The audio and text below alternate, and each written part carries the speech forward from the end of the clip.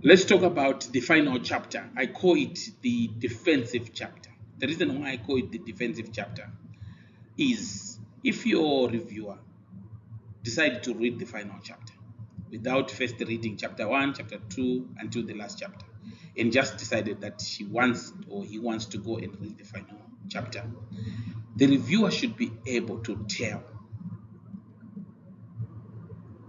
what the research was all about and how the research was conducted and the results of the study, the limitation, and the recommendation. So this should give the reviewer an overview of what transpired. So it is your conclusion, the last part of your thesis. Therefore, it should be concise, it should be clear, it should be engaging. It should leave the reviewer with a clear understanding of the main findings as well as the answer to your question. Don't make that mistake of leaving everything hanging.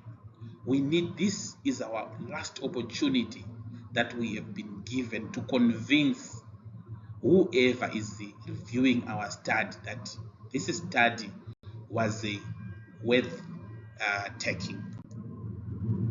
So how do we do that? I'm going to explain 5 steps that you need to follow, which the first 5 steps can also form the 5 major topics that you need to consider. So the first step, answer your question. The conclusion is the last part of your thesis. It should be concise, engaging, leaving the reviewer with a clear understanding of the findings.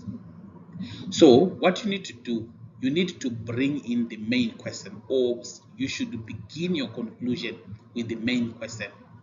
If you bring the main question, you are bringing the research problem. That is the reason. Bringing the main question, you are bringing automatically the research problem to your study. What you should avoid is to list or to repeat a list of the results that we have found in the previous chapters. What we want you to do, we want you to synthesize those results. Don't list them. And I've often seen most research, they list all the problems, number 1, number 2, number 3, a list of research findings or research results. We just don't want that. We want you to synthesize them in such a way that you give a nice story to your reader. Second part, you need to summarize the whole research from chapter 1 to the last chapter. Your research is an opportunity to remind your reader why you took the approach, what you were expecting, and how well results matched your expectation. It's an opportunity for you to do that. Avoid repetition. One thing that you should not do in the conclusion is to repeat. We don't want you to repeat. We want you to write everything that you have done, but not in a repetition manner or a repetition approach. Consider writing more reflectively rather than just summarizing each of the preceding sections. Consider mentioning the effectiveness of your methodology and perhaps any new questions or unexpected insight that arose in the process.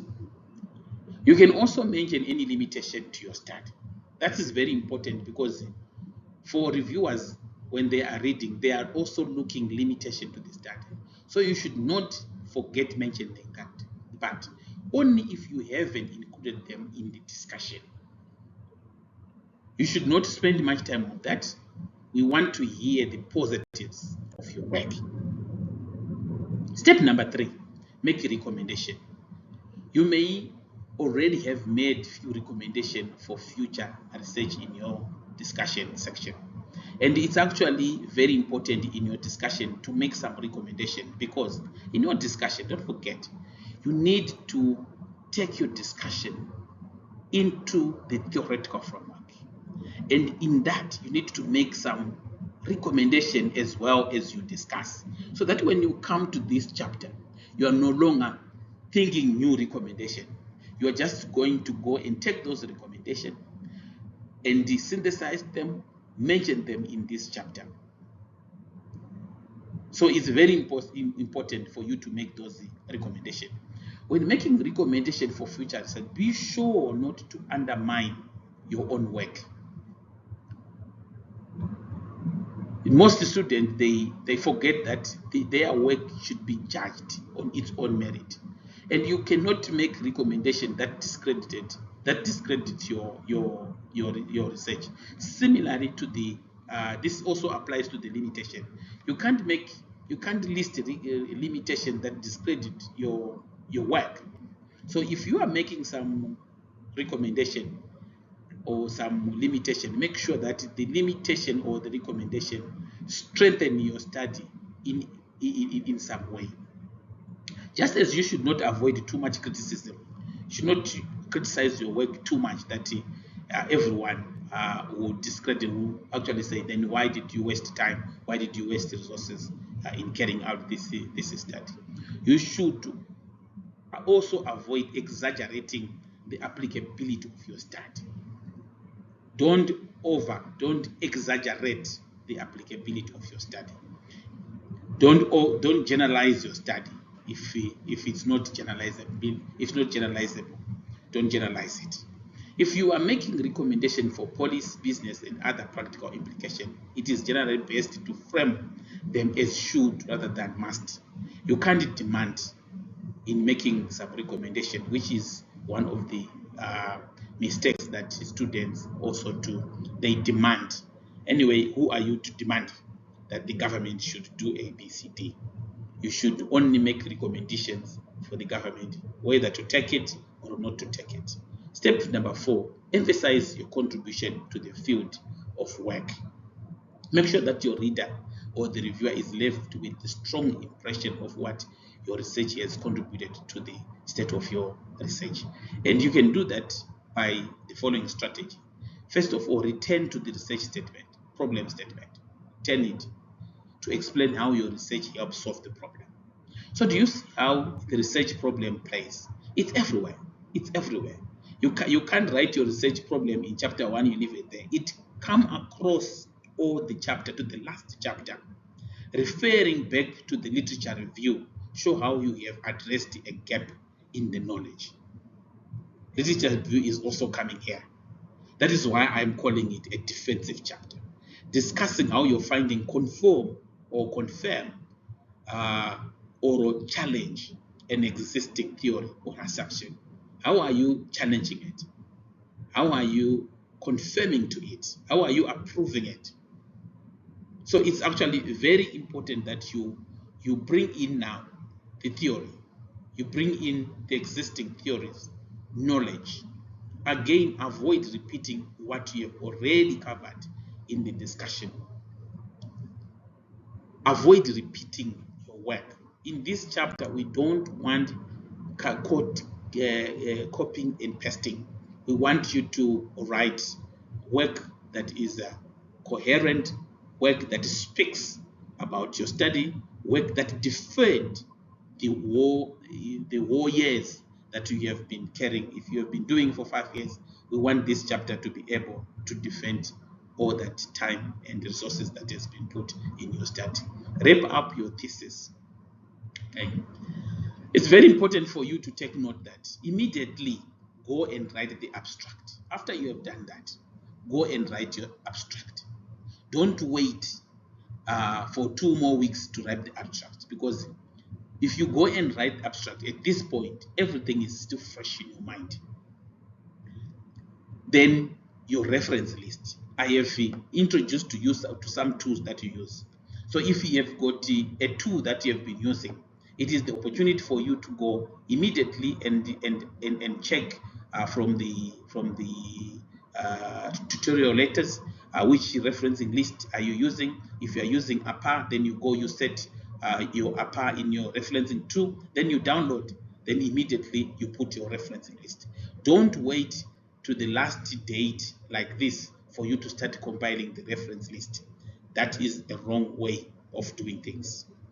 Once you have added your appendices, you need to also add your appendices. Then you go back, you do now your content pages and your title pages. Then the most important part now is the proofreading. Rather look for a professional proofreader to carry your duty, to carry this duty. Don't proofread your work. One thing that I have seen is you might jump the word "the." Every time you come, you jump it and you read that "the" as if it's there, yet it's not there. And also, there are so many rules in English that you and me, because we are not linguists or we are not from the editing side, we might not be able to pick. So even if you use a tool like Grammarly, you also need someone to go and check. I've got one of my proofreaders who actually corrects Grammarly when Grammarly does its English. He actually goes and says that this is not a correct English because he has studied English. So it's very important for you to consider a professional proofreader to read your work. Rather pay more than no by paying less, and it goes to the reviewers and the reviewers reject your work. Then the last part is your checklist, conclusion checklist. This is actually very important. You must have a conclusion checklist because our work is now going out of our hand. So we need to make sure that we have included everything that we wanted to include in our conclusion chapter. This is the most important chapter. It is the defensive chapter. So we need to make sure that everything that is in that chapter is going to be able to defend our case in front of our reviewers. So, checklist 1, have I clearly and concisely answered the main question? But this is clear because this is number 1. It's on the first paragraph. So you should be able to, if you have used the correct format, then should be in your first paragraph. Have I summarized my overall argument or key findings? That should be your second paragraph. Have I mentioned any important limitation? Don't don't avoid mentioning some limitation. If the limitations are so critical that they discredit your study, then rather go back in your study and correct them and rectify. They're not mentioning them here, then the reviewer picks them. Then it's either one way or the other is gonna fail you. I have given relevant recommendations. You need to make sure you have given a recommendation for future researchers, for policymakers, for the people that are likely to benefit from your study. I have clearly explained what my research has contributed. Contribution, you need also to explain it. I have not introduced any new data or arguments. Don't make that mistake of introducing new data or new arguments. Rather, delete those new data, those new arguments. If those new data, new arguments are so crucial, so vital for your study, what it means is you need to go back from chapter 1 and ensure that you have included that new data in your literature review, in your methodology, in your findings, and right to the conclusion. You can't just introduce something in the concluding chapter and leave it hanging. So it's very important for you to make sure that you follow this checklist, conclusion checklisting. This is the most important chapter. It is the defensive chapter. It must be written very well. It must be written in a way that will interest whoever is going to write, is going to read your study. It must be written in such a way that it is defending your case. You can just take the last chapter, go for a defensive. Most universities, they will ask you to defend your thesis after 4 or 5 years. If you take the last chapter, you should be able to defend your thesis so successfully. Thank you. Enjoy your day, and help sharing this video, and leave some comments and some likes for future improvements. Thank you.